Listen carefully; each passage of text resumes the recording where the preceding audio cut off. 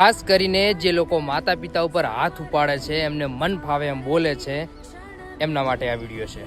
શું આપણે એટલા બધા પથ્થર દિલના થઈ ગયા છીએ કે જે માતા પિતાએ આપણને ચાલતા શીખવાડ્યું છે, આજે એમના ઉપર જ હાથ ઉપાડીએ છીએ?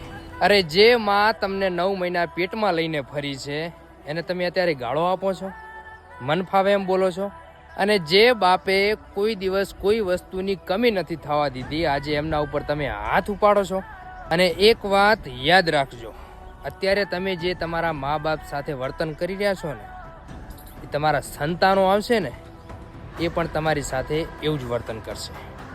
આ કુદરતનો નિયમ છે. એટલે કહું છું, જે લોકો મન ફાવે એમ વર્તન કરે છે એ ના કરશો યાર. એ આપણા ભગવાન છે, અને તમે ભગવાન સાથે એવું વર્તન કરશો ને, તો પછી કાલે આપણા દિવસો પણ આવવાના જ છે, એ નક્કી છે.